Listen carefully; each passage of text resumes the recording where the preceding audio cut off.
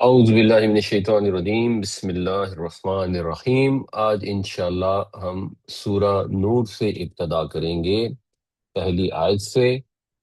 پچھلی سورت سورۃ المؤمنون میں بنیادی طور پر انسان کے ذاتی عقائد، توحید اور پھر توحید کے دلائل، آخرت کے دلائل، کائنات پر غور و فکر کرنے کی باتیں کی گئی تھیں۔ عقیدے کے اوپر بنیادی طور پر زور دیا گیا تھا۔ جب انسان عقیدے کے لحاظ سے پختہ ہو جاتا ہے تو پھر اسے ایک پاکیزہ معاشرہ قائم کرنے کے لیے قوانین کی ضرورت ہوتی ہے۔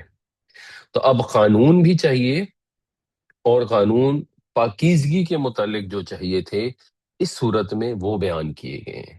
تو ایک اسلامی معاشرے کے اندر جو بنیادی یونٹ ہے، معاشرے کا جو بیسک یونٹ ہوتا ہے، فیملی یونٹ، جس کی بیس میاں اور بیوی پر ہوتی ہے، اس کو لے کر اس کی بنیاد پر خاندانی، سماجی، اخلاقی ضابطہ حیات اس صورت میں اللہ تعالیٰ نے ہمیں فراہم فرمایا ہے۔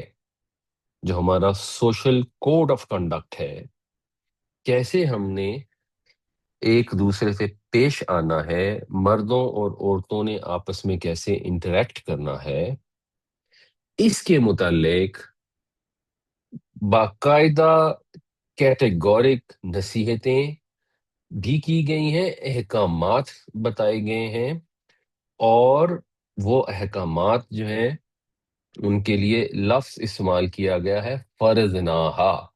یہ فرض نہ ہم کامن استعمال کرتے ہیں کہ فرض کرنے کا مطلب ہے کوئی چیز فرض ہو جانا، اس کا بنیادی مطلب ہوتا ہے کاٹنا، اور کسی چیز میں کٹاؤ کر دینا، نشان ڈال دینا، اس کو فرض کہتے ہیں۔ تو جیسے پتھر پر لکیر ہوتی ہے، اس طرح فرض ہوتا ہے جو لازم ہوتا ہے، جس کو آپ نہیں تبدیل کر سکتے ان جنرل۔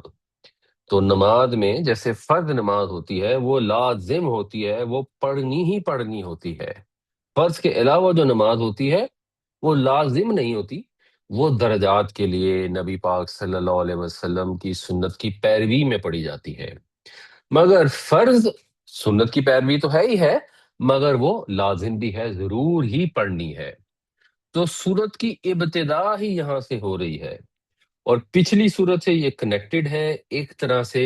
یہ پچھلی سورت کا نچوڑ ہے اور اس کا اختتام ہے، اور اس کے آگے کے مراحل ہیں، جس وجہ سے کوئی تمہید یہاں پر نہیں ہے، سیدھی ایک ڈائریکٹ تنبیہ کے ساتھ، ایک وارننگ کے ساتھ، ایک زبردست انداز کے ساتھ، زور کے ساتھ یہ شروع ہو گئی ہے۔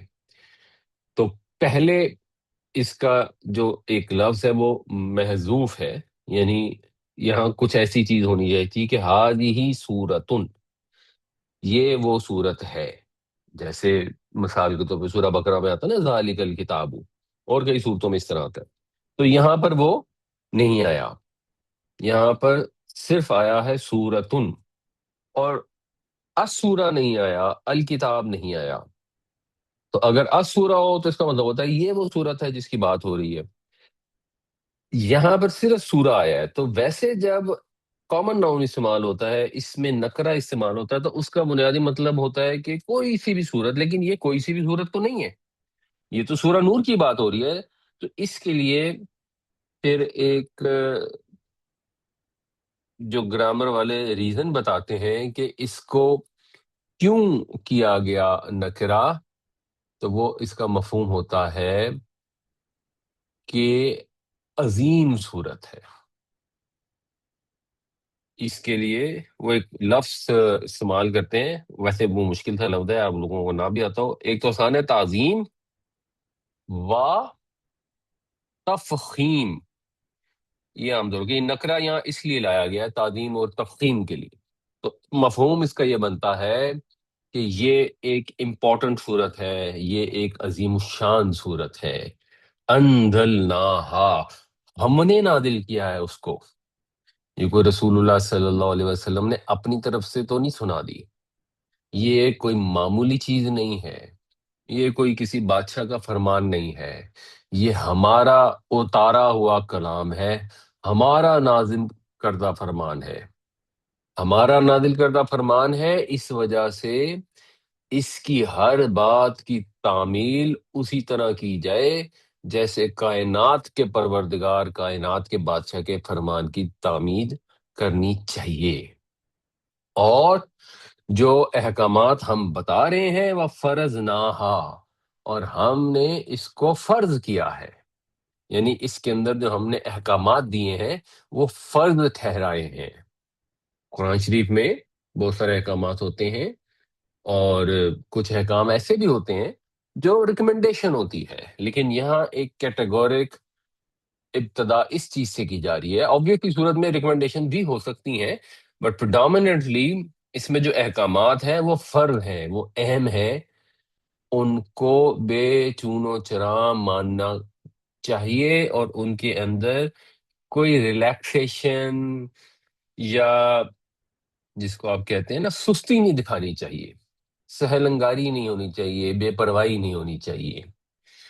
وَأَنزَلْنَا فِيهَا آيَاتٍ بَيِّنَاتٍ، نزلہ وہ اترا، انزلہ اس نے اتارا، انزلنا ہم نے اتارا، اور ہم نے اتاری ہیں اس صورت میں روشن نشانیاں، واضح نشانیاں، کلیئر نشانیاں، انتہائی واضح نشانیاں ہیں، واضح تنبیہات ہیں، اور یہ تنبیہات بار بار آئیں گی۔ لعلکم تذکرون، تاکہ تم نصیحت حاصل کرو، تاکہ تم اچھی طرح یاد رکھو، تاکہ تم پورے اہتمام کے ساتھ ان کی پابندی کرو، تاکہ تمہارے ذہن میں یہ چیز ہو کہ یہ اللہ کی طرف سے احکامات آئے ہیں، اور اللہ کی پکڑ بہت ہی سخت ہے۔ یہ پہلے جملے میں ہی اتنا ایمفیسس کیوں کیا گیا ہے؟ اس لیے کہ خاندان اور معاشرہ اور جو بعض اوقات کچھ مسائل ہوتے ہیں تو ان کی وجہ سے جو سزائیں ہوتی ہیں، جو حد جاری ہوتی ہے، اس کے لیے اکثر امتوں نے ان میں ان کے پاؤں پھسل گئے، وہ نرم پڑ گئیں، انہوں نے اگنور کر دیا انہیں، اور اس کا نتیجہ پھر خدا کے عطاب کی صورت میں آتا ہے۔ یہ اللہ نے احسان فرمایا ہے کہ اس نے احکامات بھی عطا فرمائے اس صورت میں، جن سے آپ اپنی سوسائٹی، اپنے معاشرے کو پاکیزہ معاشرہ بنا سکتے ہیں، اور ان کی خلاف ورزی کے نتائج سے بھی بار بار آگاہ فرمایا، تاکہ لوگ اچھی طرح ہوشیار ہو کر سمجھ لیں، اور ان کو کوئی کنفیوژن نہ ہو، کوئی آسانیاں ڈھونڈنے کی خواہش نہ ہو۔ یہ ہے اس صورت کا مقصد۔ اب صورت کو آگے پڑھتے ہیں اور دیکھتے ہیں کہ ہم کس لحاظ میں اس پر عمل کرتے ہیں۔ کہیں پر لوگ اس کو فالو نہیں کرتے، اور کہیں پر جتنا اللہ نے بتایا اس سے زیادہ فالو کرنے کی کوشش کرتے ہیں، زیادہ بعض اوقات تشدد میں داخل ہو جاتے ہیں۔ تو دونوں چیزوں کو مد نظر رکھ کے جو اللہ تعالیٰ ہم سے چاہتا ہے وہ سمجھنے کی ضرورت ہے۔ سورۃ انزلناها وفرضناها وانزلنا فيها آیات بینات لعلکم تذکرون، یہ ایک عظیم الشان صورت ہے جس کو ہم نے نازل کیا ہے، اور ہم نے اسے فرض ٹھہرایا ہے، اور ہم نے نازل کی ہیں اس کے اندر واضح آیات، تاکہ تم لوگ نصیحت حاصل کرو، تاکہ تم لوگ اچھی طرح یاد رکھو۔ سورۃ النساء کی آیت نمبر 15 میں یہ احکامات آئے تھے کہ اگر کوئی عورتیں بے حیائی سا کام کرتی ہیں مسلمانوں کی، تو ان کے اوپر 4 گواہ لے آؤ۔ ایک تو یہ کلیئر حکم دیا گیا تھا، اور دوسری بات یہ کی گئی تھی کہ اگر وہ گواہ آ جائیں، گواہی دے دیں، تو پھر ان عورتوں کو ان کے گھروں میں محصور کر دو، یہاں تک کہ موت انہیں فوت کر دے، یا اللہ تعالیٰ کوئی اور راستہ نکال دے۔ تو اب سورہ نور جب نازل ہوئی تو اس کے اندر اللہ تعالیٰ نے وہ راستہ بتایا کہ ان کو گھر سے نکلنے کی آپشن کیا ہے، اور ان کی کیا سزا بنتی ہے، وہ اس آیت میں بتائی جا رہی ہے۔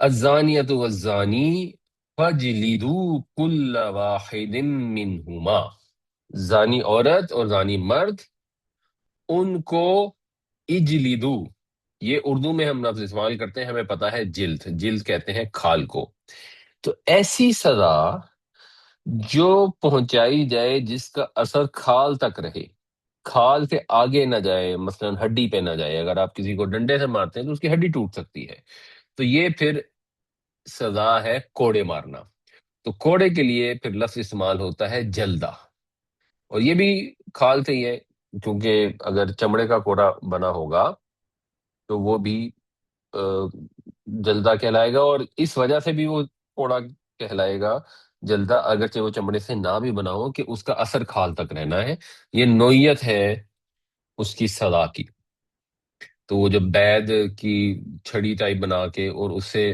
کوڑے لگائے جاتے ہیں بعض اوقات، تو اس کو بھی جلدہ ہی کہیں گے، اور میاتا ہوتا ہے 100، تو فجلدو کل واحد منہما میات جلدہ، تو ان کو مارو، کیونکہ آگے کوڑے کا لفظ دوبارہ آ رہا ہے تو یہاں ہم صرف مارو کہہ دیں گے، ورنہ ہم کہیں گے ان کو کوڑے مارو، اگر آگے میاتا جلدہ نہ ہوتا، تو ان کو کوڑے مارو، یا ان کو مارو، ان دونوں میں سے ہر ایک کو 100 کوڑے، تو دونوں میں سے ہر ایک کو 100 کوڑے مارو، یہ اللہ تعالیٰ نے بدکاری کی سزا بیان فرما دی ہے سورۃ النور میں، اور پریکٹیکلی اسپیکنگ قرآن شریف میں بدکاری کی یہی سزا ہے۔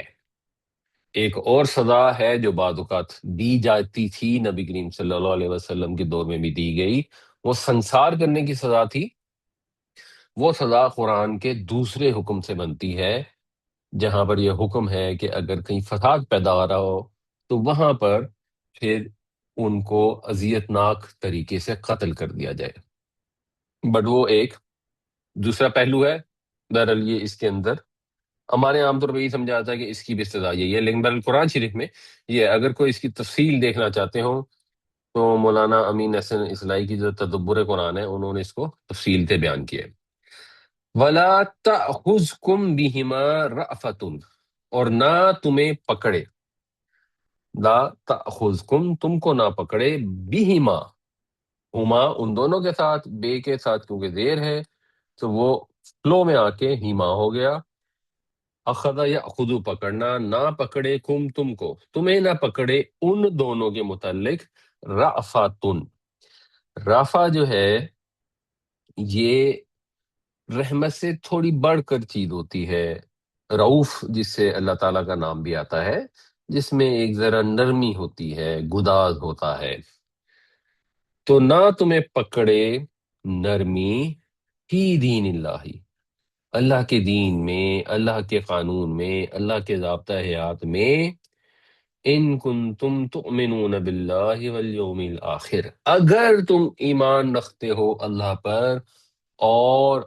روز آخرت پر، تو کوئی ترس نہ آئے جب کسی کو کوڑے مارنا شروع کریں، تو ظاہر سی بات ہے پھر انسان سوچتا ہے کہ یہ تکلیف ہو رہی ہے اور 100 کوڑے مارنے ہیں، تو یہ تو خیر ایک نیک آدمی سوچتا ہے، اس کو بتایا جا رہا ہے کہ تم نے ان کے اوپر نرمی نہیں کرنی، ترس نہیں کرنا، کیونکہ یہ اللہ کی حد ہے، اور جو نیک آدمی نہیں ہے، جو سو کالڈ ماڈرن لوگ ہیں، ان کے خیال میں تو کوڑے مارنا کوئی بڑی وحشیانہ سزا ہے، نعوذ باللہ، تو ایک عجیب و غریب قسم کا کانسیپٹ ہے، کسی بھی آپ مغربی ملک میں چلے جائیں، وہاں پر وہ بے گناہ لوگوں کو پکڑ کے لے جاتے ہیں، پھر ان پہ تشدد کرتے ہیں کہ جی ان سے ہم نے راز اگلوانے ہیں، اور اگر اپنے ملک میں تشدد نہیں کر سکتے ہوتے تو گوانتانامو بے میں لے جاتے ہیں، اور پھر سارے کہتے ہیں کہ ہاں یہ تشدد کرنا مجبوری تھی نا، یہ تو کیا کرے،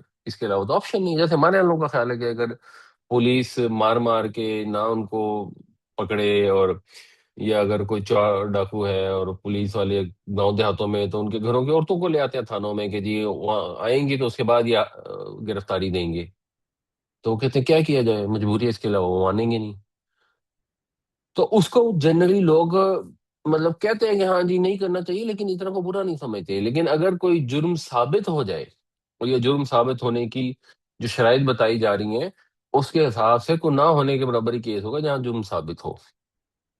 تو وہاں پر لوگوں کو لگتا ہے کہ یہ سزا جو ہے یہ کوئی بڑی نعوذ باللہ وحشیانہ سزا ہے.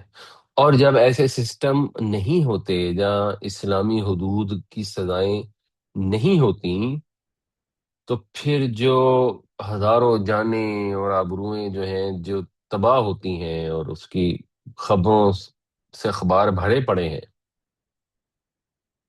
تو وہ ان کے ساتھ جو مظلوم ہوتے ہیں، ان کے ساتھ جو ظلم ہوتا ہے وہ کیا ہے، اس کے اوپر یہ جو سو کالڈ ماڈرن اور لبرل اور بڑے ہی کوئی انسانیت سے ہمدردی رکھنے والے لوگ ہیں، ان کو کوئی فرق نہیں پڑتا. فرق پڑتا ہے تو اس سے پڑتا ہے کہ اگر کوئی چور ہے تو اس کا ہاتھ کاٹ دیا گیا، اگر کسی نے بدکاری کی ہے تو اس کو کوڑے لگائے گئے. ورنہ جو ملک ہیں مثال کے طور پر سعودی عرب ہے، کتنے کوڑے لگائے جاتے ہیں؟ لگتے ہیں وہاں پہ کوڑے؟ کتنے کوڑے لگائے جاتے ہیں؟ کتنے واقعات وہاں نہ ہونے کے برابر ایسے واقعات ہوتے ہیں جن کے اوپر کوڑے لگانے کی ضرورت پیش آئے. اور اب تو نعوذ باللہ، اللہ معاف کرے، لوگ ویسٹ سے امپریس ہیں، اور ویسٹ والوں کو ایک نیا نفسیاتی مسئلہ پیدا ہو گیا کہ وہ یہ کہتے ہیں کہ یہ جو شخص ہے جس نے کوئی بھی غلط کام کیا ہے، کسی نے قتل کر دیا ہے، آپ اس کو جواباً قتل نہیں کر سکتے. وہاں تو پھانسی کی سزا ہے ہی نہیں، اور ہمیں بھی کہتے ہیں نہ دو. اور ایکچولی ہمارے ملک میں بھی موت کی سزا عام طور پر نہیں دی جاتی، کیونکہ ہم نے یورپین یونین کے ساتھ ایگریمنٹس کئی سائن کیے ہوئے ہیں، اور مطلب دے سکتے ہیں لیکن جنرلی اس سے یہ بچتے ہیں. اور ان کا کانسیپٹ یہ ہے کہ جو شخص بھی جو بھی جرم کرتا ہے، اصل میں نا اس کو نفسیاتی پرابلم ہوتی. تو کیونکہ اسے نفسیاتی پرابلم ہوتی ہے، اس وجہ سے جرم کیا ہوتا ہے، تو اصل میں وہ ہمدردی کا مستحق ہے، اس کا علاج کرنا چاہیے بجائے اس کے کہ اس کو سزا دی جائے. تو پورے پورے معاشرے جو ہیں جو خود نفسیاتی مسائل کا شکار ہو گئے ہیں، اس طرح سے سوچنا شروع ہو گئے ہیں. ول یشہد، یہ لام زیر لی والا ہے، اور چاہیے کہ موجود رہیں. بنیادی طور پر شہید یشہدو کا مطلب ہوتا ہے کسی جگہ موجود ہونا، اس سے پھر یہ گواہی دینے کے معنوں میں استعمال ہوتا ہے، کیونکہ وہی گواہی دیتا ہے جو موجود ہو. عذابہما، ان کی صدا، ان دونوں کی صدا. کون موجود رہے، کون دیکھے؟ طائفۃ من المؤمنین، مومنوں میں سے ایک گروہ. اب یہ چاہیے کا مطلب حکم بھی ہو سکتا ہے اور ریکمنڈیشن بھی ہو سکتی ہے. بظاہر یہ حکم ہی ہے کہ ایک مومنوں کا گروہ وہاں موقع پر موجود ہو، ایک طرح سے یہ پبلک سزا ہو، تاکہ لوگوں کو اندازہ ہو کہ ایک عبرتناک سزا دی گئی ہے، تاکہ جنرل پبلک کو نصیحت ہو. اگر یہ جیل کی کوٹری میں بس کوڑے لگا دیے جائیں تو پھر یہ والی مصلحت فوت ہو جاتی ہے. الزانیۃ والزانی فاجلدوا كل واحد منهما 100 جلدہ ولا تأخذكم بهما رأفة في دين الله إن كنتم تؤمنون بالله واليوم الآخر وليشهد عذابهما طائفة من المؤمنین. زانی عورت اور زانی مرد دونوں میں سے ہر ایک کو 100 کوڑے لگاؤ، اور نہ آئے نہ پہنچے نہ پکڑے تمہیں ان دونوں کے مقابلے میں کوئی نرمی اللہ کے قانون میں، اگر تم مومن ہو، اگر تم ایمان رکھتے ہو اللہ پر اور یوم آخرت پر. اور چاہیے کہ ایک گروہ موجود رہے ان دونوں کی صدا کے وقت، مومنوں میں سے مومنوں کا ایک گروہ ان دونوں کی صدا کے وقت موجود رہے. الزانی لا ينکح الا زانیۃ او مشرکہ، بدکار مرد نہیں نکاح کرتا، یہ ہے اس کا لفظی ترجمہ. لیکن اس کو ایک اور انداز سے بھی استعمال کیا جاتا ہے جب کوئی نصیحت یا حکم دیا جا رہا ہوتا ہے، تو یہ نگیٹ کرنے کے معنوں میں بھی استعمال ہوتا ہے. تو کچھ مفسرین نے اس طرح ترجمہ کیا، وہ زیادہ بہتر لگتا ہے کہ نہ نکاح کرنے پائے بدکار مرد مگر بدکار عورت سے یا مشرک عورت سے. تو مسلمانوں کے اندر کوئی نکاح کی اجازت نہ دے کسی بدکار مرد کو اپنی اولاد سے. وَالزَّانِيَةُ لَا يَنْكِحُهَا إِلَّا زَانٍ أَوْ مُشْرِكٌ، اور نہ ہی نکاح کرنے پائے بدکار عورت مگر کسی بدکار مرد سے یا مشرک سے. یعنی یہ شرک بھی جو ہے یہ بھی ایک نجاست ہے. جس طرح بدکاری ایک اخلاقی نجاست ہے، شرک اسی طرح عقیدے کی نجاست ہے. اور ان کے اندر یہ چیزیں مشترک ہیں کہ ایک خدا کو چھوڑ کر جو اصل خدا ہے لوگ اور خدا ڈھونڈتے ہیں، یا ایک جائز رشتے کو چھوڑ کر جب لوگ باہر کے رشتے میں جاتے ہیں، تو یہ ان کے اندر کامن ایک فیکٹر ہے جس کی وجہ سے بھی اس کو شاید اکٹھا کیا گیا. بٹ مسلمان مرد کسی بدکار عورت سے شادی نہیں کرتا، اور مسلمان عورت کسی بدکار مرد سے شادی نہیں کرتی اور نہیں کرنی چاہیے.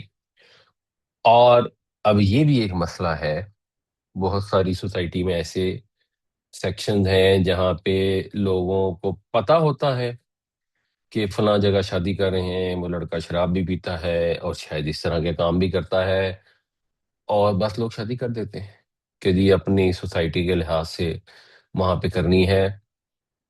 اور بنیادی طور پر یہ تو خیر ایک بہت بڑا جرم ہے، مگر لوگوں کو یہ سوچ ہی نہیں ہوتی کہ جہاں ہم مثلا اپنی بیٹی کی شادی کرنے جا رہے ہیں وہ لڑکا نیک ہے، پاکیزہ ہے، پرہیزگار ہے، نمازیں پڑھتا ہے، یا وہ پارٹیاں کرتا ہے اور اس طرح کا اس کا کمپنی ہے. ان لوگوں کو اس کے اوپر سوچ ہی نہیں ہوتی. وہ یہ دیکھ ہی نہیں رہے ہوتے کہ اسلامی لحاظ سے جہاں ہمیں رشتہ آ رہا ہے یا جہاں ہم رشتہ کر رہے ہیں وہ کیسے لوگ ہیں. وہ کل کو جو آگے نسل پیدا ہونی ہے، جو لڑکی گھر میں آئے گی، وہ ان کی نیک ماں بننے کی قابل ہے کہ نہیں ہے. مستقبل کا حال تو اللہ کو پتا ہوتا ہے، لیکن آپ نے جب ڈھونڈنا ہوتا ہے، جو اللہ کے نبی صلی اللہ علیہ وسلم نے بھی فرمایا تھا کہ لوگ خوبصورتی کے پیچھے رشتہ دیکھنے جاتے ہیں، لوگ پیسوں کے پیچھے کسی عورت کا رشتہ مانگتے ہیں، اور لوگ دین کی وجہ سے بھی رشتہ مانگتے ہیں. تو اصل سمجھدار لوگ وہ ہیں، نیک لوگ خود وہ ہیں جو دین کی وجہ سے رشتہ ڈھونڈتے ہیں. اس کی ایک بڑی انٹرسٹنگ مثال ہے ویسے، اگر لوگوں کو ہسٹری سے کوئی دلچسپی ہو. ایک واقعہ بیان کرتے ہیں کہ حضرت عمر رضی اللہ عنہ گشت کیا کرتے تھے رات کے وقت. تو آپ ایک دفعہ گشت کر رہے تھے تو آپ کو ایک گھر سے آواز آئی، اور ظاہر سی بات ہے اس وقت گھر یہ کچی دیواریں ہوتی تھیں، تو گھروں میں کوئی بات کر رہا ہو اور رات کا وقت ہو، بالکل ایک سناٹا ہو، تو آوازیں باہر بھی آتی ہیں. تو ماں اپنی بیٹی سے کہہ رہی تھی کہ بیٹی دودھ میں تھوڑا پانی ڈال لو، وہ دودھ والا آئے گا والا تو اس کو دینا ہوگا، تو تھوڑا پانی ڈال دو تاکہ تھوڑے پیسے زیادہ ہوں. اور بیٹی کہتی ہے کہ اما جی آپ کو پتہ نہیں ہے کہ امیر المؤمنین نے منع کیا ہے، انہوں نے یہ آرڈر کیا ہے کہ سب نے خالص دودھ بیچنا ہے، ملاوٹ نہیں کرنی، سختی ہے. تو میں کہتی ہے کہ بیٹا اس وقت امیر المومنین کون سا ہمیں دیکھ رہا ہے. تو بیٹی کہتی ہے امیر المومنین تو نہیں دیکھ رہا، مگر امیر المومنین کا رب تو دیکھ رہا ہے. تو حضرت عمر رضی اللہ عنہ اگلے دن پتہ کرواتے ہیں ان کا کہ وہ کون ماں بیٹی ہیں، اور وہ جو بچی ہے اس کی شادی ہوئی ہے کہ نہیں. اور جب پتہ لگتا ہے کہ اس کی شادی نہیں ہوئی تو اپنے بیٹے کے لیے اس کا رشتہ بھیج کے اس سے شادی کراتے ہیں. اور پھر ان کی آگے جو اولاد ہوتی ہے وہ غالباً ان کی جو پوتی بنتی ہے، یعنی ان میاں بیوی کی جو اولاد ہوتی ہے، حضرت عمر کی شاید پوتی میرے خیال میں بنتی ہے، اس کی جا کے بنو امیہ میں شادی ہوتی ہے. اور وہاں پر جو پیدا ہوتا ہے وہ حضرت عمر بن عبدالعزیز پیدا ہوتے ہیں، جن کو لوگ کہتے ہیں کہ وہ پانچویں خلیفہ راشد کے رتبے پر تھے. تو یہ چیز کہ اپنی بچوں کے لیے آپ نے جب رشتہ ڈھونڈنا ہے تو ان میں کیا اوصاف تلاش کرنے چاہیے. جس کے اندر حصہ اسلامی ہوگی تو وہ اس معاملے کو، اس پہلو کو اپنی نظر میں رکھے گا، اور جس کے اندر نہیں ہوگی تو وہ اوصاف تلاش کرے گا جو دنیاوی لحاظ سے ضروری سمجھے جاتے ہیں. اگرچہ دنیاوی لحاظ سے جو چیزیں ضروری سمجھی جاتی ہیں ان کا حاصل کرنے میں کوئی برائی نہیں ہے، بلکہ اسلام میں ریکمینڈ کیا جاتا ہے کہ اپنے جیسوں میں رشتہ کیا جائے. اگر ایک آدمی ہے وہ کروڑ پتی ہے تو اس کو کسی ورکر کے ساتھ اپنی بیٹی کی شادی کا رشتہ نہیں ڈھونڈنا چاہیے، دیٹ از فائن. تو چلو کروڑ پتی نہیں ہے تو لاکھ پتی دو جدھر وہ کریں گے، تاکہ ایک کچھ نہ کچھ جس ماحول کی بچی کو عادت ہے اس میں چلی جائے. ٹھیک ہے، بہت زیادہ نہیں ہونا چاہیے، لیکن اگر ایک کو درمیان کا کوئی رستہ انسان ڈھونڈتا ہے اس میں ایشو نہیں ہے. اگر ایک آدمی کا بیٹا ہے خوبصورت اور وہ چاہتا ہے کہ اس کی شادی ہو تو میری بہو بھی خوبصورت ہو، تو اس میں کوئی بری بات نہیں ہے. لیکن یہ کوئی ریزن نہیں ہے جس کی بیس پہ شادی ہونی چاہیے. اگر لڑکی خوبصورت نہیں بھی ہے، قبول صورت بھی ہے، تو تب بھی ٹھیک ہے. نہیں، اس کی اچھی اصل چیز یہ ہے کہ اس کی سیرت کیسی ہے. تو اس چیز کی عام طور پہ لڑکیوں کو مائیں جو ہوتی ہیں وہ اسے ڈھونڈنے جا رہی ہوتی ہیں، تو ان کو تو پتہ نہیں کیا چاہیے ہوتا ہے. انہوں نے دنیا کی حسین ترین لڑکی سے اپنے بیٹے کی شادی کرنی ہوتی ہے، پتہ نہیں کیوں. اس کے اوپر سوچنا چاہیے. مگر بہرحال یہ جو برے گناہوں میں مبتلا لوگ ہیں وہاں تو یہ بالکل کلیئر ہے. اور اگر کسی لڑکے کی یا لڑکی کی شادی ہوتی ہے اور یہ پتہ لگ جاتا ہے اور وہ توبہ کرنے پہ جو سیکنڈ پارٹی ہے، فریق مخالف، تیار نہیں ہے، توبہ کر لے تو کیس فرق ہے. تو اس صورت میں ایسے نکاح نہیں کرنے چاہیے یا جاری نہیں رکھنے چاہیے. الزانی لا ينكح الا زانیۃ او مشرکۃ والزانیۃ لا ينكحها الا زان او مشرک وحرم. یہ ہے پیسو وائس، باب تفعیل سے، تحریم سے حرام ٹھہرا دیا گیا ہے. ذالکا، یہ ٹیکسٹ میں جب ذالکا آتا ہے تو پیچھے والی بات کا ذکر ہو رہا ہوتا ہے. جو پیچھے آئے اس کے لیے ذالکا کا لفظ استعمال ہوتا ہے. نارمل جب ہم ایک دوسرے سے بات کر رہے ہوتے ہیں جو قریب کی چیزوں سے، اس کو ہاذا کہتے ہیں. ٹیکسٹ کے اندر یہ پیچھے ریفر کرتے. یہ جو چیز ہے یہ حرام ٹھہرا دی گئی ہے مؤمنوں پر، علی المؤمنین، مومنوں کے اوپر. الزانی لا ينكح الا زانیۃ او مشرکۃ والزانیۃ لا ينكحها الا زان او مشرک وحرم ذلك علی المؤمنین. زانی مرد نہیں نکاح کرے سوائے زانی عورت یا مشرکہ سے، اور زانی عورت نہ نکاح کر پائے، نہ اس سے نکاح کرے سوائے زانی مرد یا مشرک کے. اور یہ چیز حرام ٹھہرا دی گئی مومنوں پر. والذین، اور وہ لوگ جو، یہ اس میں موصول ہے. الذی کا مطلب ہوتا ہے وہ جو، موصول کا مطلب ہوتا ہے جوڑنے والا، پیچھے سے بات کو جوڑتی ہے. اور وہ جو، یا اور وہ، اور جو، پھر یہ جڑ گئی بات. یرمونا، جو رمی کرتے ہیں. رمی میں ہم کیا کرتے ہیں؟ پتھر پھینکتے ہیں، سنگزنی کرتے ہیں. نیزے مارنے کو بھی رمی کہا جاتا ہے. اور کسی کے اوپر جھوٹا الزام لگانا وہ بھی رمی ہوتی ہے.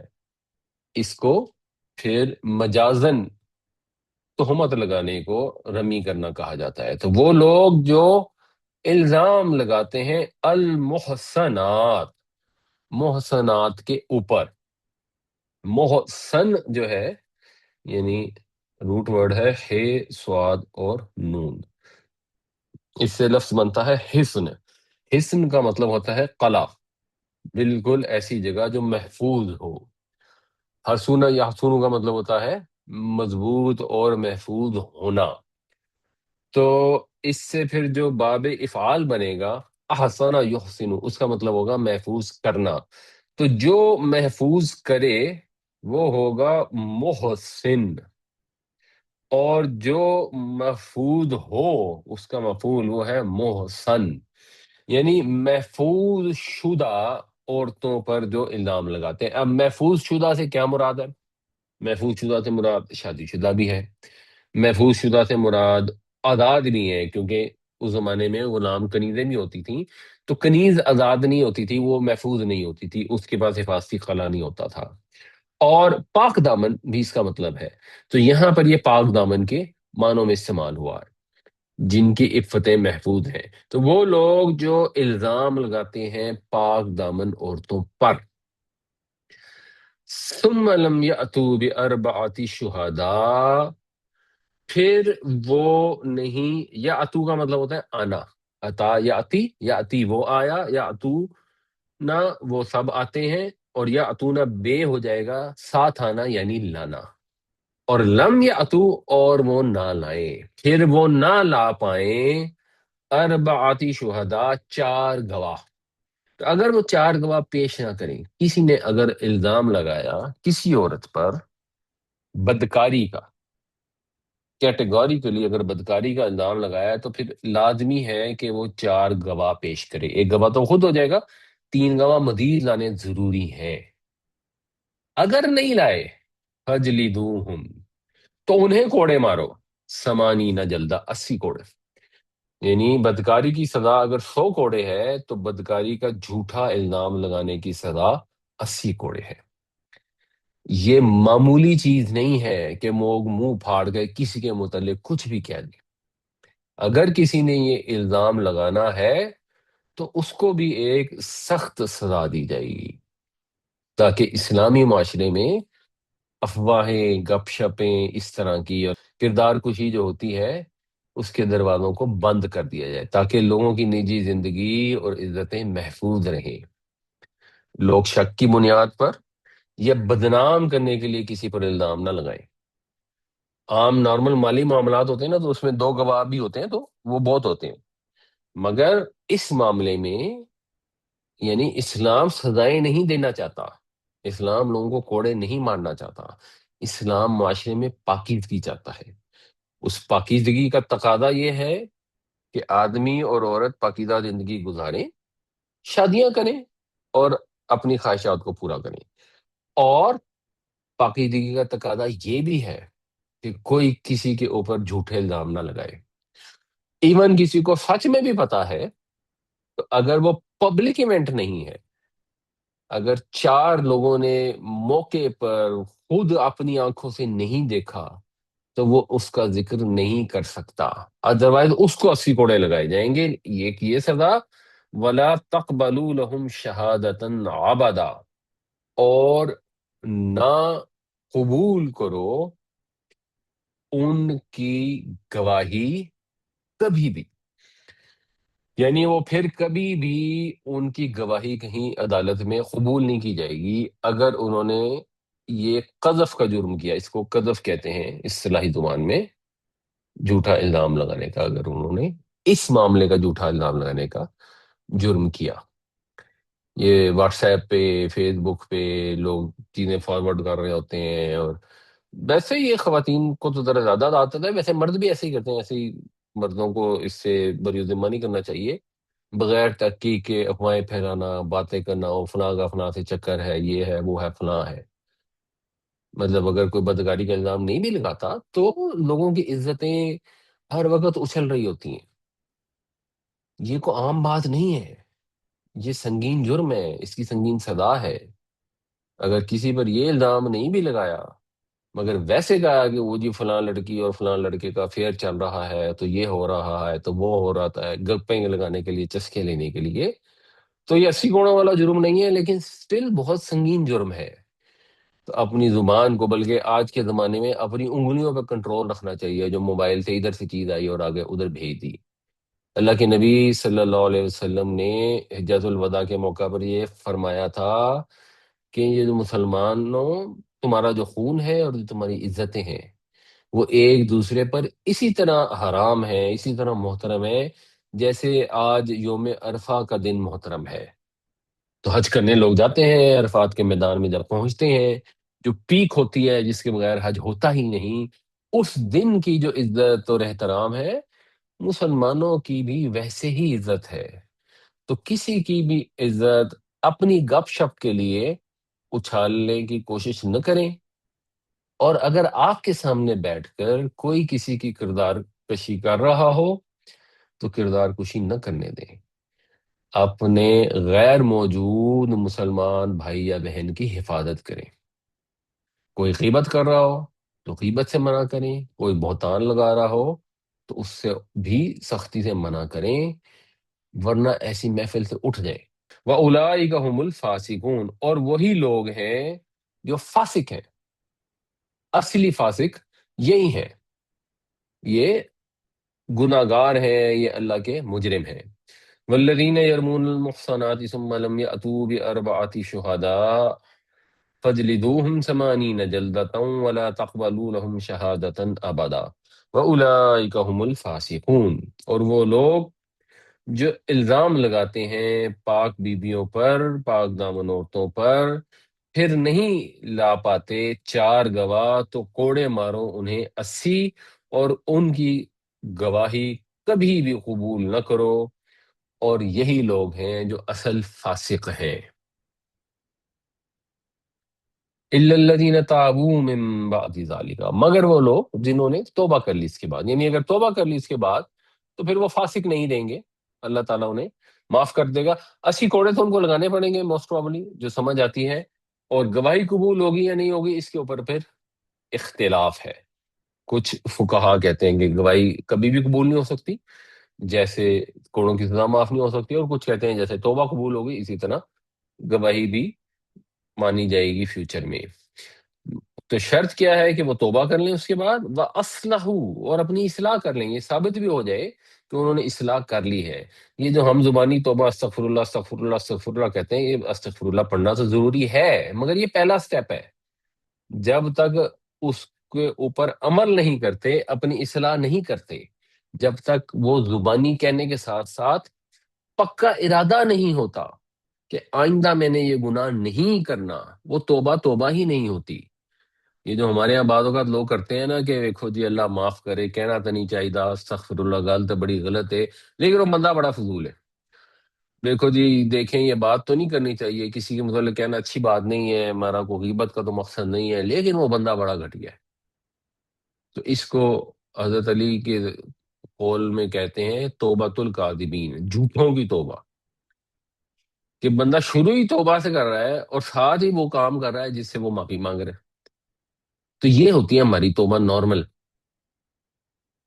ایک کام کیا ہو جی، یہ فلم دیکھی ہے، بڑا غلط کام ہے، استغفر اللہ استغفر اللہ، اور دل میں ارادہ ہوتا ہے کہ اگلی پھر دیکھیں گے، پھر سینما میں لگے گی پھر دیکھنے کے لیے جائیں گے۔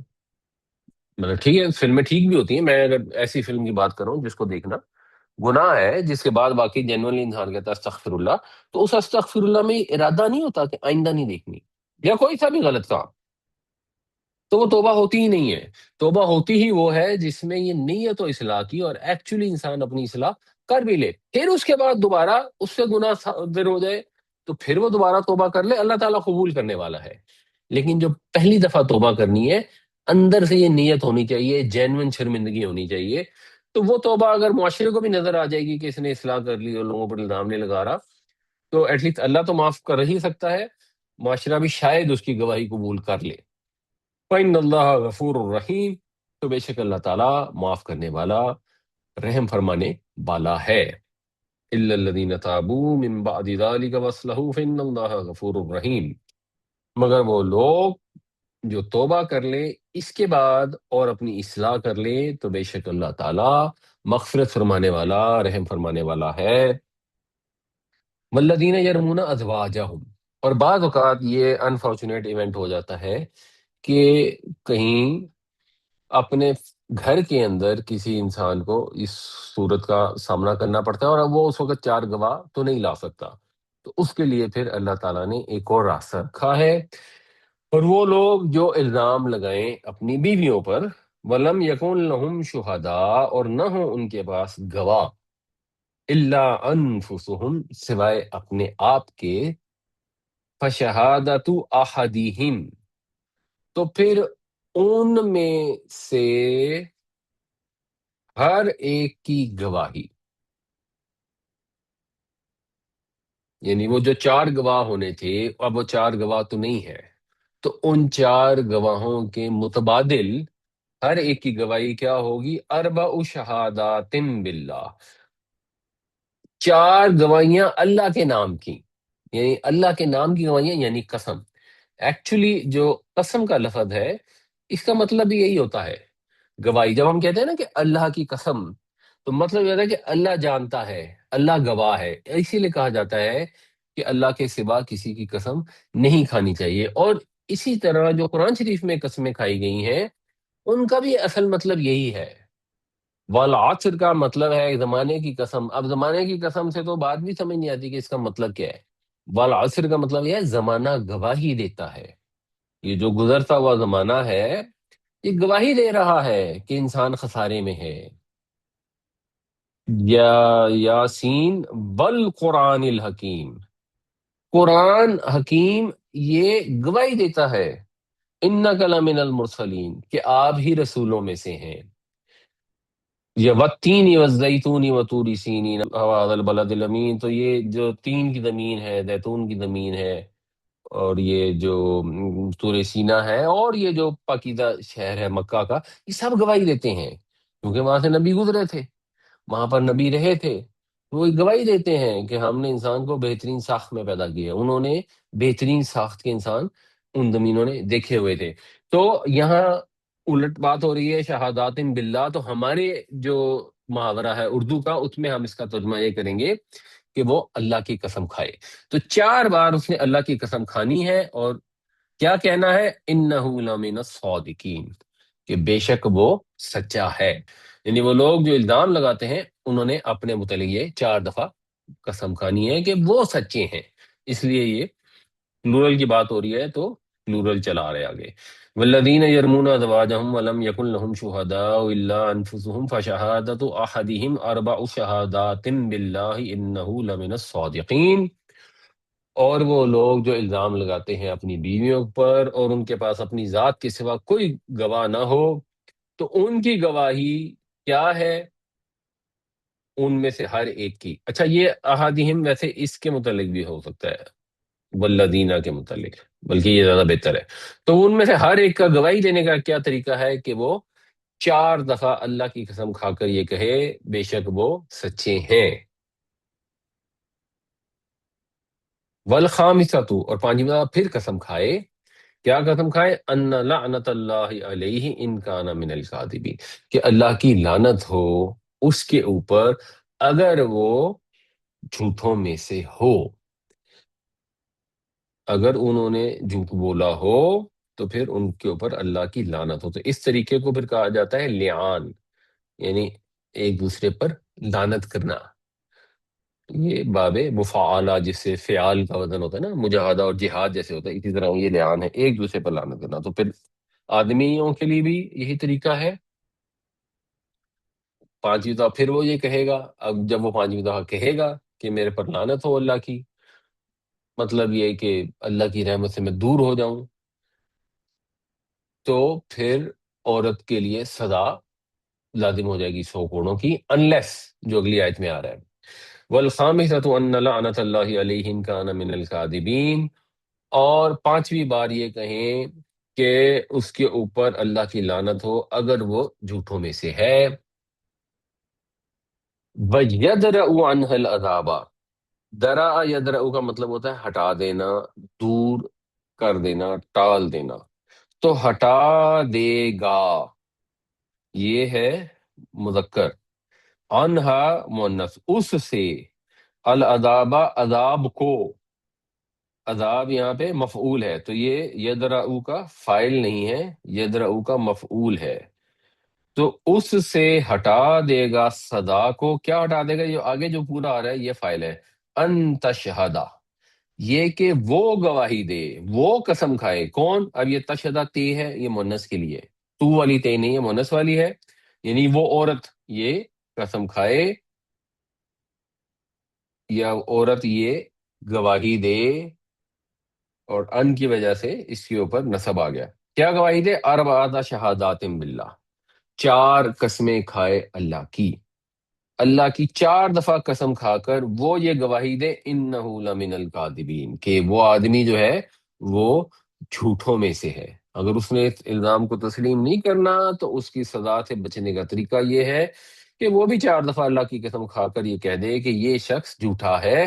والخامسۃ، اور 5ویں دفعہ یہ قسم کھائے، ان غضب اللہ علیہ ان کان من الصادقین، کہ اس کے اوپر، یعنی اس عورت کے اوپر، علیہا غضب ہو اللہ کا اگر وہ شخص سچوں میں سے ہے۔ تو مرد کی 5 گواہیوں کے مقابلے میں عورت کی 5 گواہیاں آ گئیں۔ یہ اسلام کوئی خیالی دین نہیں ہے۔ جب ہم کہتے ہیں مکمل ضابطۂ حیات ہے، تو اتنی سیریس سچویشن ہے، اتنی سیریس سچویشن کے اندر بھی اسلام نے ایک انتہائی بیلنس اپروچ دے کے ایسا قانون بنا دیا جس سے مسئلہ حل ہو جاتا ہے۔ ایک شوہر ہے، اس کی غیرت، اس کی بے بسی کا بھی خیال رکھا، کہ وہ چار گواہ کہاں سے لے کے آئے، اور ایک عورت کی بھی جان اور اس کی عزت کا بھی دفاع کیا کہ صرف شوہر کے کہنے پہ اس کو سزا نہیں دی جا سکتی، اور معاملہ دونوں کو اس طرح سے کیا گیا کہ آگے اللہ پر چھوڑ دیا۔ یہی اسلام کا مقصود ہے۔ اسلامی سزائیں نافذ کرو جب لوگ کہتے ہیں نا، تو اصل میں وہ کہنے والوں کے جذبات ایسے ہوتے ہیں کہ جیسے ان کا دل چاہ رہا ہے کہ روزانہ جو ہے نا وہ سڑک کے اوپر ہاتھ کاٹ رہے ہیں ان لوگوں کے، روزانہ کوڑے مارے جا رہے ہیں ان لوگ، روزانہ سنسار کیا جا رہا ہو۔ وہ جو معاشرے کے حالات ہیں، جس طرح چوریاں ہو رہی ہیں، ڈاکے ہو رہے ہیں، انسان کا دل یہی چاہتا ہے، وہ اپنی جگہ جذبات درست ہیں، لیکن انسان کا پریکٹیکل سسٹم کیا ہے، اس کے ریالزم، اس کی حقیقت پسندی کیا ہے؟ حقیقت پسندی یہ ہے کہ پہلی بات ہے کہ اسلام پورے معاشرے کو سزائیں نہیں دینا چاہتا۔ اسلام کی سزائیں سخت ہیں، لیکن ایسی ہیں کہ چند لوگوں کو دی جائیں گی اور مسئلہ حل ہو جائے گا۔ اسلام لوگوں کے گھروں میں گھس کے ان کی جاسوسیاں کر کے ان کو سزائیں نہیں دینا چاہتا۔ اسلام نے اس سزا کے لیے بھی ایک سخت قانون بنا دیا کہ بالکل ہی کو بے حیا لوگ ہوں گے جو آج کل کا معاشرہ چل رہا ہے، تب چار گواہ اویلیبل ہوں گے نا، ورنہ اگر کسی نے بدکاری کرنی ہے تو ظاہر سی بات ہے حتی الامکان چھپ کر کرے گا۔ یہ انگریزوں کے معاشرے میں ہوتا ہے کہ لوگ سرے عام اس طرح کے کام کر رہے ہوتے ہیں، تو اس کی نوبت ہی نہیں آئے گی ان جنرل۔ اور وہاں پہ مزید سختی کر دی کہ اگر کوئی کسی کو ایک آدھ بندہ دیکھ بھی لیتا ہے، دو تین بندے بھی دیکھ لیتے ہیں، تو ان کو بھی یہی ہے کہ بھائی یہ بس ٹھیک ہے، اللہ نے پردہ بھی رکھا ہوا ہے، اتنا پبلک نہیں ہوا کہ چار لوگ دیکھ سکیں، تو اپنی زبانیں بند رکھو۔ اسلام سزائیں نہیں دینا چاہتا۔ اب یہ معاملہ ہو گیا نارمل معاشرہ ہوگا، شوہر کو غصہ آ گیا، اس نے بیوی کو قتل کر دیا، اور پھر ہم کہ اب اس کا کیا کریں، تو پھر وہ عدالت بیٹھ کے فیصلہ کرتی پھر، تو اللہ تعالیٰ نے ایک سسٹم بنا دیا کہ بھائی آئے شوہر عدالت میں آ کے 5 دفعہ قسم کھا لے، اور وہ شوہر جھوٹے الزام بھی لگا سکتا ہے، تو عورت کو بھی آپشن دے دی کہ 5 دفعہ قسم کھا لے، اللہ اللہ خیر سلام۔ اس کے بعد اگر ایسا واقعہ ہو جاتا ہے تو پھر میاں بیوی کی علیحدگی ہو جاتی ہے، اور زیادہ تر جو فقہا کی انڈرسٹینڈنگ ہے کہ پھر کبھی وہ آپس میں اکٹھے نہیں ہو سکتے جب ایک آدمی اپنی عورت پر اس طرح کا الزام لگا دے۔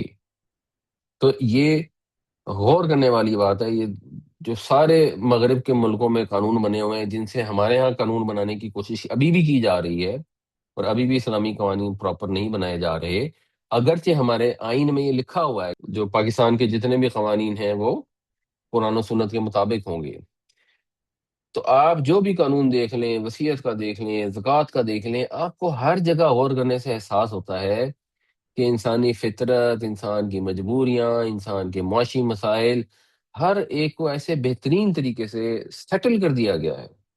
زکوٰۃ کا اگر قانون دیکھیں، ایکچولی اسلام کے اندر زکوٰۃ کے علاوہ کوئی ٹیکس نہیں ہے، نمبر 1۔ باقی جو حکومتیں ٹیکس لیتی ہیں وہ ظلم کرتی ہیں۔ نمبر 2، زکوٰۃ کس کو ہے؟ ایک آدمی ہے، اس کی 2 لاکھ روپے مہینہ آمدنی ہے، دوسرے کی بھی 2 لاکھ روپے مہینہ آمدنی ہے، ہماری حکومت تو کہے کہ دونوں کے اوپر اتنا ٹیکس لگا دو، 40,000 40,000 روپے ان کی تنخواہ میں سے کاٹ لو۔ اسلام کیا کہے گا کہ دونوں کی 2 لاکھ روپے مہینہ آمدنی ہے، ایک آدمی اکیلا ہے، سال گزر گیا، اس نے 20 لاکھ روپے اکٹھے کر لیے، تو 20 لاکھ پہ 2.5% وہ زکوٰۃ دے دے، اور اگر کوئی پچھلے بھی پیسے پڑے ہوئے تو ان پہ بھی 2.5% زکوٰۃ دے دے۔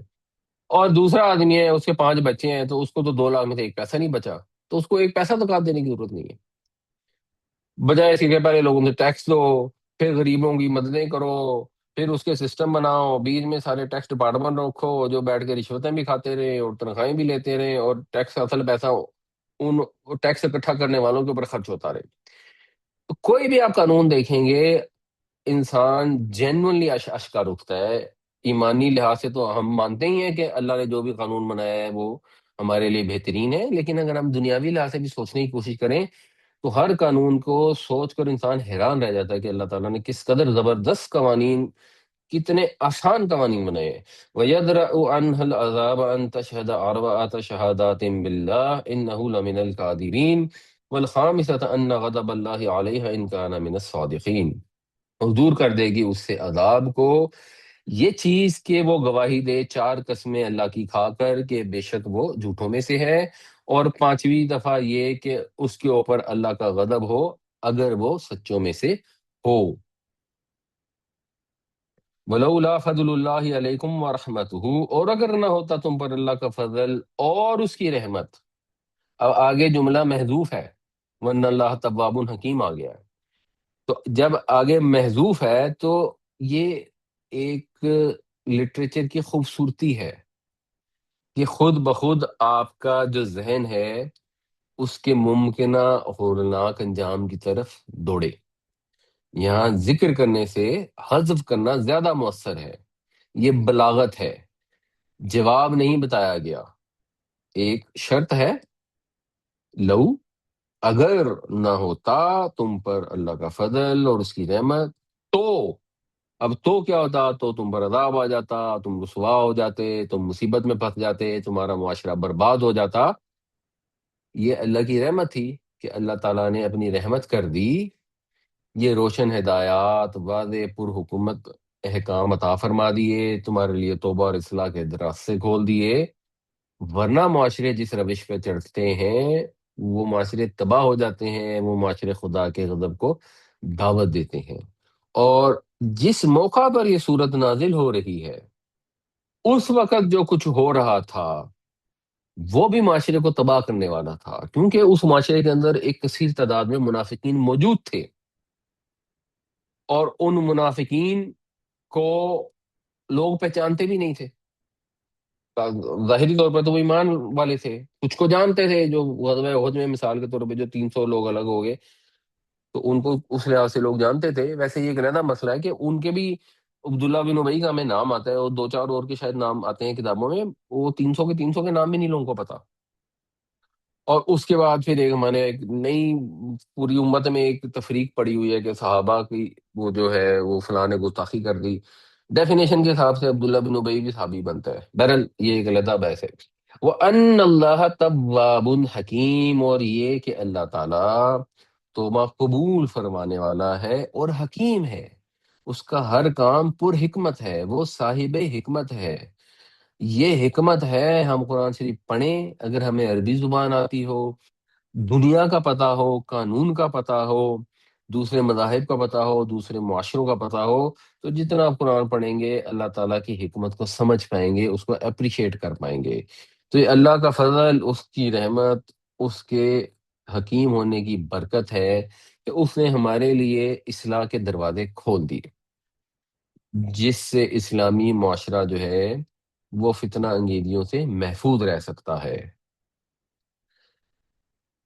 وَلَوْلَا فَضْلُ اللَّهِ عَلَيْكُمْ وَرَحْمَتُهُ أَنَّ اللَّهَ تَوَّابٌ حَكِيمٌ، اور اگر نہ ہوتا تم پر اللہ کا فضل اور اس کی رحمت، اور یہ بات نہ ہوتی کہ اللہ تعالیٰ توبہ قبول فرمانے والا اور صاحب حکمت ہے، تو کے آگے محذوف ہے، تم برباد ہو جاتے، تم اس کی پکڑ میں آ جاتے، تمہیں سخت سزا ملتی، تمہیں دنیا میں سزا ملتی، تمہیں آخرت میں سزا ملتی. کیونکہ اس کی اگلی آیتوں سے اس واقعے کے اوپر تبصرہ کیا جا رہا ہے جسے واقعہ افک کہتے ہیں. افک کا مطلب ہوتا ہے بات کو الٹا کر دینا، کسی کا الٹا ہو جانا. جو لوگوں نے الٹی بات کی تھی، اور مسلمانوں کی ماں ام المؤمنون، ہماری ماں ام المؤمنین حضرت عائشہ رضی اللہ عنہا کے اوپر منافق نے ایک الزام لگایا، اور باقی لوگ جو ہیں اس الزام کے ریلے میں بہہ گئے. اور وہ جو واقعہ ہوا یہ اگلی آیتوں میں ہم انشاءاللہ پڑھیں گے، لیکن نیکسٹ کلاس میں اللہ نے موقع دیا تو ہم دیکھیں گے. اللہ تعالیٰ نے اس کو بیان فرمایا ہے کہ یہ پروپیگنڈا کام کرتا کیسے ہے. ایک شخص ہوتا ہے جو فتنے کا بیج بوتا ہے، یہ عبداللہ بن ابی تھا جو ان میں سے اس پیچھے تھا اس بڑے فتنے کے. اور اس کے بعد اس کے ساتھی تھے منافقین، جو اس افواہ کو ایسے پھیلاتے ہیں کہ جھوٹ سچ لگنے لگتا ہے. یہ پروپیگنڈا کی سائنس ہے. اور پھر ہم لوگ ہیں، عام لوگ، جو سوچتے سمجھتے ہی نہیں ہیں اور ادھر کی بات سن کے آگے پہنچا دیتے ہیں، اس ریلے کے ساتھ بہ نکلتے ہیں. تو یہ اللہ تعالیٰ نے اگر موقع دیا انشاءاللہ تو اگلی کلاس میں اس کو ڈسکس کریں گے. اگر کوئی سوال کرنا چاہتے ہیں تو وہ چیٹ میں بھی پوچھ سکتے ہیں اور ان میوٹ کر کے بھی پوچھ سکتے ہیں. کہ نا کسی کی صرف تہمت گانا، کسی پہ کسی بھی مسلمان کی عزت اور جان ایسے احترام والی ہے کہ اگر کوئی کر دے تو سب ناز نے کعبہ کو دہا دیا ہے.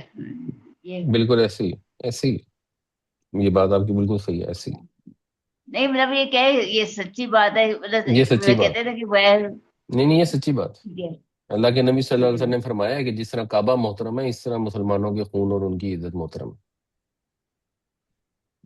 ٹھیک ہے۔ ہے۔ جزاک اللہ۔ السلام جی علیکم ایوب جی۔ صاحب، جی وعلیکم السلام۔ اچھا یہ آیت نمبر 10 کا جہاں پہ اینڈ ہو رہا ہے نا، جس میں آپ نے بات کی تھی کہ یہ یہاں پر اس میں محظور رکھا گیا ہے، کلیئر نہیں کیا اللہ تعالیٰ نے، تو مودودی صاحب نے اس کے ویسے تو کچھ بھی ہو سکتا ہے، لیکن انہوں نے لکھا ہے کہ پھر ان کی بیویوں پہ الزام کا معاملہ تمہیں بڑی پیچیدگی میں ڈال دیتا، یعنی کہ اگر یہ اللہ کا فضل اور رحمت نہ ہوتی تو پھر بیویوں کے اوپر جو الزام لگانے کا جو معاملہ تھا وہ تمہیں پیچیدگی میں ڈال دیتا۔ میں یہ ایک تو یہ آ، اس میں نظر آیا تھا مجھے، تو میں چاہ رہا تھا کہ شیئر کر دوں آپ کے ساتھ کہ انہوں نے اس چیز کو اجاگر کیا ہے۔ جی انہوں نے اس کو اجاگر کیا کہ یہ آیت نمبر جو 6 سے لے کے 9 تک ہے ادھر ریفر کر رہی ہے، یہ بھی ہو سکتا ہے۔ اور اصلاحی صاحب نے یہ بتایا کہ جو اگلی آیت ہے نا 11 آنورڈس اس کی طرف ریفر کر رہی ہے، اور اوور آل ہے کہ یہ جو پیچھے جو 6 سے 9 بھی ہیں اور اس سے پچھلی بھی جو آیتیں ہیں جہاں سزا بتائی گئی ہے، اور جو اگلی بھی آیتیں ہیں، یہ جو صورت ہے یہ اللہ کی رحمت ہے۔ اگر یہ اللہ کی رحمت نہ ہوتی، اور خاص طور سے جو آگے واقعہ آ رہا ہے نا، جب ہم انشاءاللہ واقعہ ڈسکس کریں گے تو اس کے ساتھ یہ آیت بہت فٹ ہوتی ہے کہ اگر اللہ کی رحمت نہ ہوتی تو بڑے مسئلوں میں پڑ جانا تھا، تو اللہ نے رحمت کر دی، جی یہ قانون بنا دیے، تو مجھے آگے سے زیادہ سوٹ کرتا ہے لگتا وہ۔ بار مدعی صاحب کی بھی رائے وہ بھی اس میں بھی کوئی غلطی نہیں ہے۔ جی۔ اچھا صاحب، دوسرا یہ آیت نمبر 4 تھی جہاں اینڈ ہو رہا تھا نا، ولا تقبلوا لهم شہادتا ابدا واولئک هم الفاسقون، مدودی صاحب اس کا ترجمہ کرتے ہیں کہ وہ خود ہی فاسق ہیں، مطلب ایسے اولئک ہی هم الفاسقون کا وہ ترجمہ یہ کیا کہ وہ خود ہی فاسق ہیں نارمل، تو وہ ایسا یہ بھی ترجمہ ہم ٹھیک ہے، نہیں کرتے نا، نہیں یہ نہیں، یہ بھی ٹھیک ہے؟ ترجمہ صحیح، ہاں جی، یعنی وہ کسی پہ الزام لگا رہے ہیں اور اصل میں خود فاسق ہیں۔ میں نے بھی ایکچولی یہی ٹھیک ترجمہ کہ یہی لوگ اصلی فاسق، اولائی کا ہم، جب اولائی کا آ گیا اور پھر ہم بھی آ گیا تو اس سے ساتھ آ گیا جی ایمفسس۔ اب آپ نے اس ایمفسس کو بیان کرنا ہے، تو یہی لوگ اصلی فاسق ہیں، یہی لوگ پکے فاسق ہیں، تو یہی لوگ اصلی یا پکے فاسق کے ساتھ انہوں نے اس کو ایکسپلین کر دیا کہ یہ اصل میں خود ہی فاسق ہے، بجائے اس کے جن پہ الزام لگا رہے ہیں وہ تو بری الذمہ ہے کیونکہ یہ 4 گواہ نہیں لے آئے، اصل فاسق یہ خود ہے۔ تو وہ ایک اللہ سے زیادہ بہتر ترجمہ ہے مودودی صاحب کا۔ ٹھیک ہے، جزاک اللہ جی، جزاک اللہ۔ سر یہ جی میں جی دیکھ رہا ہوں کہ جی شوہر نے بیوی پر الزام لگا دیا، اس کی تو مطلب بات ہو گئی۔ اب بیوی اگر شوہر پر الزام لگائے تو اس کا کیا کیس ہوگا؟ اس کے اوپر یہ کیس اس لیے نہیں ہوتا کہ شوہر کو تو ویسے ہی 4 شادیاں کرنے کی اجازت ہے، سبحان اللہ۔ اور دوسرے یہ ہے کہ شوہر جو ہے ظاہر سی بات ہے اگر بیوی یعنی شوہر تو اپنے گھر میں آ رہا ہے نا بیوی والے گھر میں، اگر اس نے کسی اور شادی کی ہوئی ہے یا کہیں اور، وہ تو پھر عام طور پہ ہوتا کہیں اور کا معاملہ ہے، مگر سر اس کے یہاں اوپر بھی فقہا نے اس کی وہ کی ہوئی ہے کہ اگر کوئی بیوی بھی شوہر پہ الزام لگاتی ہے تو جنرل فقہا کی جو میرا اندازہ ہے، مجھے ویسے ڈیٹیل نہیں پتا، کہ وہ بھی جا کے عدالت میں اس طرح جا سکتی ہے اور الزام لگا سکتی ہے۔ یہ تو دیکھیں نا، بیوی کے متعلق تو شوہر نے جو الزام لگایا تو اس کے لیے تو قسمیں کھا لی، قرآن نے بتا دی، لیکن بیوی 4 شادیوں کے علاوہ یہاں تو بات ہو رہی ہے بد کرداری کی، تو وہ جب کرے کہ یہ بد کردار ہے تو اس کے متعلق قرآن خاموش ہے۔ نہیں نہیں، گزارش یہ ہے 4 شادیوں کی بات اس لیے ہو رہی ہے کہ شوہر جو میاں بیوی کا ریلیشن ایسا ہے کہ اگر بیوی کسی اور شخص کے ساتھ انوالو ہوتی ہے تب یہ شوہرت کی غیرت کے لیے بہت بڑا مسئلہ ہے۔ شوہر کسی اور عورت سے مثلاً انوالو ہو کے شادی کر لیتا ہے مثلاً، تب وہ بیوی کی غیرت کا اس طرح مسئلہ نہیں ہے، تو کیونکہ آدمیوں کی غیرت کا مسئلہ ہوتا تھا اور ایسے کیس میں پیچیدہ معاملہ ہو جاتا تھا، پیچیدہ معاملہ اس طرح ہو جاتا تھا کہ اب آدمی کیا کرے، بیوی کو قتل کر دے تو وہ قتل ہو جائے گا، اگر وہ 4 گواہ ڈھونڈنے جائے تو ظاہر ہے کہاں سے 4 گواہ لے کے آئے گا، اور اگر اس کو پتا ہو اور اس کو پتا ہو کہ یہ آگے اس سے آگے کوئی بچے پیدا ہو جاتے ہیں تو وہ ان کا باپ بھی میں ہی کہلاؤں گا، یعنی وہ بہت زیادہ پیچیدہ معاملات ہوتے ہیں جو پہلی صورت میں ہے۔ جو آپ صورت بتا رہے ہیں اس میں یہ والی پیچیدگیاں نہیں ہیں، تو اس لیے اس انتہائی پیچیدہ معاملے کو ڈسکس کر لیا گیا ہے اور دوسرے کو عدالتوں میں چھوڑ دیا گیا ہے۔ ٹھیک، کیونکہ وہ میں بد کرداری کی بات کر رہا ہوں، شادی کی بات نہیں کر رہا ہوں۔ दूसरी نہیں शादी نہیں، 4 بد शादी। کرداری کا مسئلہ نہیں ہے یہاں پہ، بد کرداری کا اصل کیس بد کرداری کا نہیں ہے، اصل کیس ہے کہ ایک شوہر نے اپنی بیوی کو دیکھا، ورنہ ٹھیک جو ہو بد کرداری ہے اس کا تو پہلی ہی آیتوں میں ڈسکس ہو گیا نا، جی بالکل ہو اس کے ٹھیک ہو اس کے گیا لیے تو سمجھ 4 گواہ ہوں گے تو اس کا کچھ ہوگا۔ جی بالکل باب افعال ہم نے ڈسکس کرنا شروع کیا ہوا تھا، خرجا یا خرجو سے اخرجا یخرجو بن جاتا ہے، خرجا یا خرجو کا مطلب ہے باہر نکلنا، اور اخرجا یخرجو کا مطلب ہے باہر نکالنا۔ آج ہم اس میں ڈسکس کریں گے فاعل اور مفعول۔ یاد رکھنے کے لیے ہم نے اسلم یسلم اسلام یاد رکھنا ہے تاکہ ہمیں یہ باب یاد رہے۔ نارمل جو 3 حرفی ابواب ہوتے ہیں ان کے اندر فاعل کا وزن ہوتا ہے فے، الف، عین اور لام، فعل کو کرنے والا، جس کے اوپر فعل واقع ہوتا ہے اس کا وزن مفعول کا ہوتا ہے۔ باب افعال میں یہ وزن تبدیل ہو جاتے ہیں، اور باب افعال میں یہ وزن بن جاتے ہیں مفعل جیسے مسلم، اور مفعل جیسے مسلم۔ مسلم عام طور پہ ویسے استعمال نہیں ہوا قرآن میں، تو بالکل نہیں ہے، لیکن یہ وزن ہوتے ہیں کہ آپ نے عین کلمہ پر زیر لگائیں گے تو وہ فاعل ہوگا، عین کلمہ پر زبر لگائیں گے تو وہ مفعول ہوگا۔ اور یہ 3 حروف کے علاوہ والے جو ابواب ہیں سب میں یہی رول ہے، تو یہ رول آپ کو یاد ہونا چاہیے۔ تو مثلا مخرج کا مطلب ہے نکالنے والا، اور مخرج کا مطلب ہے وہ جس کو نکالا جائے۔ اب آپ نے ان آیتوں میں پہچاننا ہے، یہ دیا ہوا ہے فاعل obviously، تو آپ نے فاعل یا مفعول جو بھی ہے، میں نے ریڈ کلر سے سرخ رنگ سے اس کو ہائی لائٹ کر دیا، آپ نے اس کا مطلب بتانا ہے اور پھر آیت کا مطلب بتانا ہے۔ سر یہ مفل کا ایک دفعہ اور ایکسپلین کر دیں گے؟ مخرج جو ہے یہ فاعل کا وزن ہے، فاعل، اور مخرج جو ہے وہ مفعول کا وزن ہے۔ تو یہ مخرج فاعل ہوا نا جی، یہ فاعل ہوا تو مطلب ترجمہ کیا بنے گا اس کا؟ اللہ نے نکالا نکالنے والا، اور اللہ تعالیٰ نکالنے والا ہے ما کنتم تکتمون، جو اس میں سے جو تم کرتے ہو۔ جو تم چھپاتے تھے۔ اللہ ٹھیک ہوگا نکالنے جی، والا تھا جو تم چھپاتے تھے۔ بے اس کا جی بتا دیں۔ مخرجین، یہ بے مخرجین یہ بھی وہ مفعول ہے۔ یہ مفعول ہے، بھی نہیں ہے، پہلے والا فاعل تھا، یہ مفعول ہے، یہ کہتے یہ ہیں درست تھا۔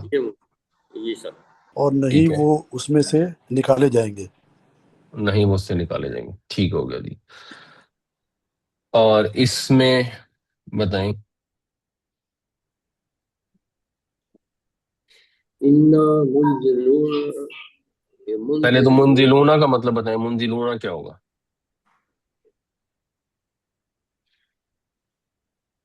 وہ اتارتا ہے، ہم اتارتے ہیں۔ نازل منزلونوں کو کرنے ذرا والے، بریک کریں نا، نازل کرنے والے، منزلون جو ہے، اور گرامیٹیکلی ہم کیا کہیں گے، یہ کیا ہے؟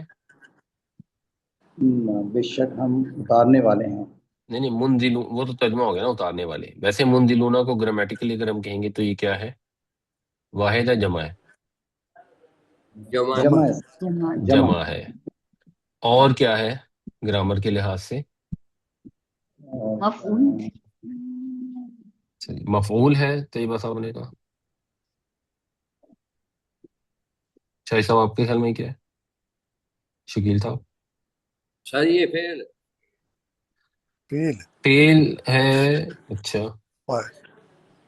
فاعل ہے، نہیں یہ سوری، ہاں فاعل ہے۔ سوری، مجھ فاعل سے غلطی ہوئی، ہاں فائل ہے۔ یہ مخرج کے وزن پر منزل ہے، اس کی یہ جمع ہے، اور فاعل ہے۔ آگے پھر ہمیں تیسرا اس کا وہ بتائیں گے کیا، کس باب کا فاعل ہے، باب افعال کا افعال، فاعل ہے، تو اس سے یہ کلیئر ہوتا ہے۔ تو انزلہ ینزل اتارنا، منزل اتارنے والا، منزلون اتارنے والے۔ اس میں بتائیے جی۔ منزلین، منزلین سر یہ ہو گیا مفعول ملائکہ کا، مفعول، بالکل صحیح، ملائکہ کا مفعول نہیں ہے، مفعول ہے۔ مفعول ہے، سوری مف... سر۔ اس کا مطلب کیا بنے گا؟ ہے انہوں نے تو اتار، مطلب سر انہوں نے انہوں نے اتارا، جی انہوں نے اتارا ہوتا ہے انزلو، اس کا مطلب ہے انہوں نے اتارا. وہ اترے، وہ اترے ہوگا، وہ تو کچھ اور ہی ہو جائے گا، وہ فرشتے تو بھی اترتے، نزلو ہو جائے فرشتے گا. اترتے. لفظی ترجمہ بتائیں اس کا کیا ہے، یا گرامیٹیکل انالیسس کر کے بتائیں کہ یہ کیا ہے. اتارے گئے منزلین. اتارے گئے، ٹھیک ہے، اتارے گئے، ٹھیک ہے. ہاں تو اس کا گرامیٹیکل انالیسس کیا بنے گا، یہ کیا ہے منزلین، جیسے ہم نے اس کا کیا تھا منزلون کا.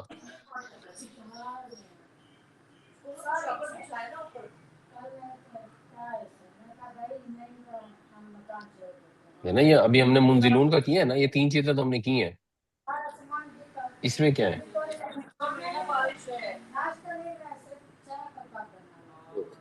یہ تو ایک تو بھی مفعول ہوئے، پھر یہ منزلین کا اتارے گئے.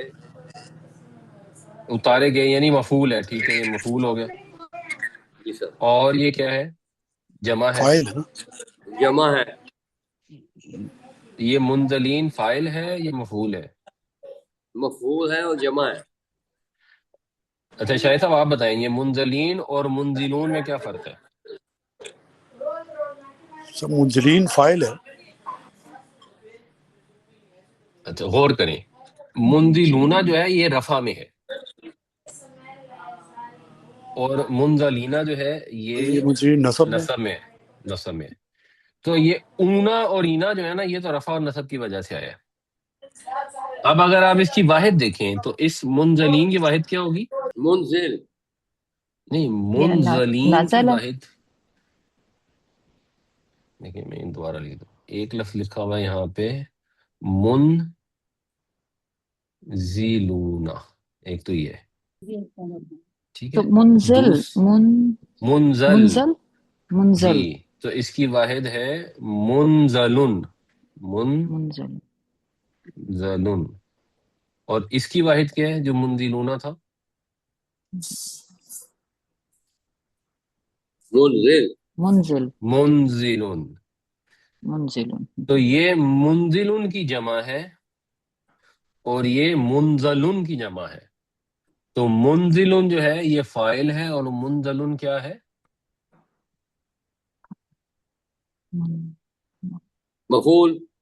مفعول ہے. جیسے مخرجن فاعل ہے اور مخرجن جو ہے وہ رجن. مفعول ہے. اللہ تعالیٰ ہمیں قرآن پڑھنے، سمجھنے، اس پر عمل کرنے کی توفیق عطا فرمائے. اللہ تعالیٰ ہمارے گھروں میں، ہمارے معاشرے میں پاکیزگی عطا فرمائے، دلوں کو پاکیزہ کرے، سوچ کو پاکیزہ کرے، اعمال کو پاکیزہ کرے، تزکیہ نفس عطا فرمائے. تزکیہ نفس کی ہمیں توفیق عطا فرمائے. ہمیں جو بھی اللہ تعالیٰ نے آداب اس صورت میں سکھائے ہیں، ہمیں ان کو ملحوظ رکھنے کی توفیق خاص اپنی رحمت سے عطا فرمائے. آمین یا رب العالمین.